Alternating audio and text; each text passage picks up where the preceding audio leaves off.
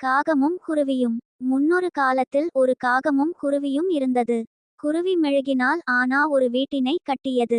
காகமும் மாட்டுச்சாணத்தின் ஆன ஒரு வீட்டினை கட்டியது.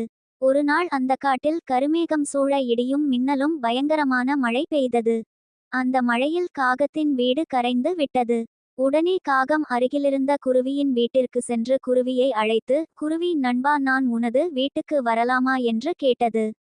அதற்கு குருவியோ, இல்லை இல்லை நண்பா, நான் எனது மகனை குளிக்க வைத்துக் கொண்டிருக்கிறேன். அதனால் உன்னால் இப்போது உள்ளே வர முடியாது என்று கூறியது. உடனே காகம் அங்கிருந்து பறந்து சென்று விட்டது. பின்பு சிறிது நேரம் கழித்து மீண்டும் குருவியின் வீட்டிற்கு வந்து, குருவி குருவி, இப்பொழுது நான் உன் வீட்டுக்கு வரலாமா என்று கேட்டது.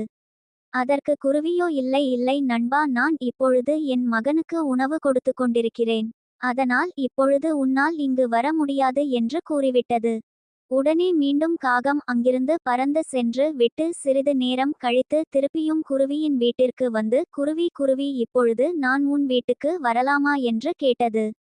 அதற்கு குருவியோ, இல்லை இல்லை நண்பா, இப்பொழுது எனது மகன் உறங்கிக் கொண்டிருக்கிறான். அதனால் இப்பொழுது வீட்டிற்குள் நீ வர முடியாது என்று கூறியது. ஆனால் காகத்திற்கு மிகுந்த பசி. குருவி செய்த கிச்சடியை எப்படியாவது சாப்பிட்டு விட வேண்டும் என்று கூறி சொன்னதையும் கேட்காமல் கதவை திறந்து வீட்டிற்குள் சென்றது. குருவியும் சிறிய பாத்திரத்தில் கிச்சடியை செய்திருந்தது. காகம் அடுப்பின் அருகில் இருந்த கிச்சடியை சாப்பிட்டு கொண்டிருக்கும் பொழுது காகத்தின் வாலில் நெருப்பு பற்றி கொண்டது. உடனே காகம் அந்த நெருப்புவாலுடன் வெளியே பறந்து சென்றது. செல்லும் போது, நான் குருவியின் கிச்சடியை வெறுக்கிறேன், எனது வாலும் எரிந்து கொண்டிருக்கிறது என்று கத்திக்கொண்டே பறந்து சென்றது.